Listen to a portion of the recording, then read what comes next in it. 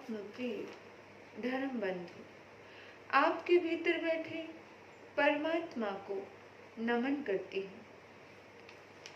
प्रिय आत्मन, धर्मराज युधिष्ठिर की सभा लगी हुई थी। उस सभा में बहुत गहराई से कुछ राजनीतिक बातें हो रही थी।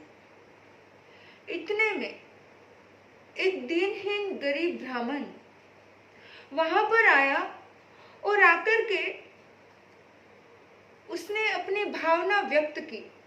उसने कहा कि राजन, मेरी बेटी की शादी है और मुझे धन की बहुत जरूरत है। मेरे पास कुछ भी नहीं है। उस वक्त धर्मराज युधिष्ठिर ने कहा कि अभी सभा चल रही है, मैं थोड़ा व्यस्त हूं, तुम कल आना, तुम्हें कल तुम्हारे मन वांछित वस्तुएं दी जाएंगी। तुम्हें जो चाहिए तुम्हें वो मिलेगा, लेकिन आज मैं बहुत व्यस्त हूं। आज मैं तुम्हारी मदद नहीं कर सकता। कल आना, कल मैं तुम्हारी मदद कर दूंगा। और ये बात उनके ही छोटे भाई भीम ने सुन ली और वो भीम मन मन सोचने लगे कि धर्मराज युधिष्ठिर के मुंह से ऐसी बात सुनने को मिली, बड़ा आश्चर्य है। आज तो नहीं, तुम कल आना, ये बात धर्मराज युधिष्ठिर ने बड़े बेहोशी में कही है, होश पूर्वक नहीं कही है। अगर वो होश में होते तो ये बात कभी नहीं कहते। भीम युधिष्ठिर को उत्तर देना चाहता था। भीम धर्मराज युधिष्ठिर को समझाना चाहते थे कि इन्होंने ये बात कल पर क्यों टाल दी, और उन्होंने सोचा कि इन्हें समझाया जाना चाहिए, इन्हें सबक मिलना चाहिए, इन्हें ये चीज को रियलाइज करवाना चाहिए। और हमेशा एक रिवाज होता था, जब भी कोई प्रसन्नता का विषय होता था, कोई खुशी का विषय होता था, तो चौक में लगा हुआ एक घंटा बजाया जाता था, जिससे पूरी प्रजा को पता चलता था कि कोई खुशी का माहौल है, कोई अच्छा समय है, कुछ अच्छी सूचना मिलने वाली है। इस सूचना के द्वारा हमें कुछ आनंद प्राप्त होगा, तभी ये घंटा बजाया जाता है। तो भीम ने वो घंटा बजा दी। सारी जनता, सारी प्रजा एकत्रित हो गई कि कोई राजमहल से खुशखबरी मिलने वाली है, कुछ ऐसी खुशखबरी मिलेगी जिससे सबका बेनिफिट होने वाला है। पूछा कि धर्मराज युधिष्ठिर ने पूछा कि क्या खुशखबरी है, ये घंटा किसने बजाया? भीम ने कहा, मैंने बजाया। बोला, क्यों?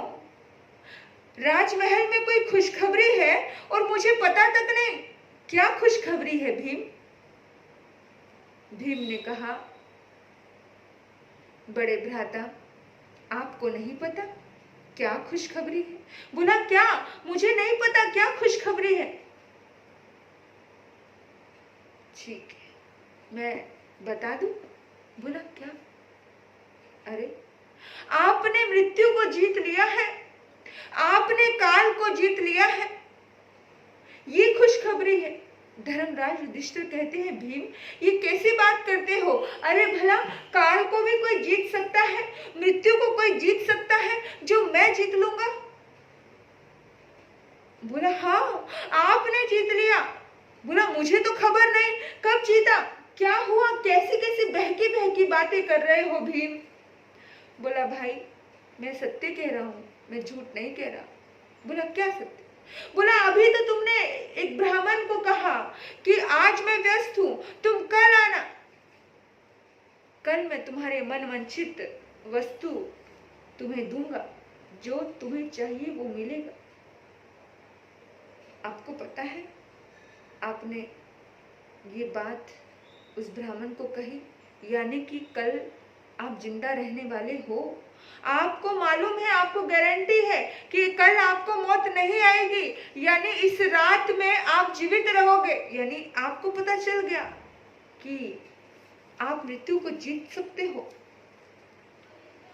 जब भीम ऐसा बात कर रहा था तो धर्मराज युधिष्ठिर को एकदम गलती का एहसास हुआ।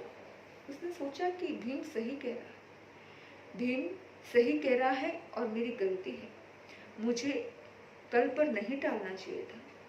कल का क्या भरोसा, कल हमारे द्वार पर हमेशा आज बन करके आता है, कल हमारे द्वार पर कभी नहीं आता। आता है? बोलो। हम कहते हैं कल करेंगे, कल हमेशा आज बनकर आता है। हम कहते हैं कल करेंगे, कल करेंगे, कल करेंगे, लेकिन हमारे महापुरुष कहते हैं काल करे सो आज कर, आज करे सो अब, है ना। कल करे सो आज कर, आज करे सो अब। अच्छा काम आज अभी इसी वक्त कर देना चाहिए, कल पर टालना नहीं चाहिए। कल का क्या भरोसा, कल का क्या भरोसा। आपके मन में कोई अच्छी भावना आई है, किसी की मदद करने की भावना आई है, किसी को दान देने की भावना आई है ना, तो उसी समय कर देना चाहिए, क्योंकि एक पल का भरोसा नहीं कब मन बिगड़ जाए।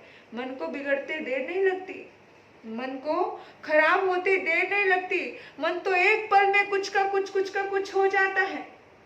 इसलिए हमारे महापुरुष कहते हैं कि मन को बिगड़ने से पहले अच्छे कार्य कर लेने चाहिए। धर्मराज युधिष्ठिर ने फटाफट उस ब्राह्मण को बुलाया। उसने कहा कि भाई मेरे से गलती हो गई, मुझे माफ कर दे, और ये ले, तुझे जो चाहिए तू वो बता।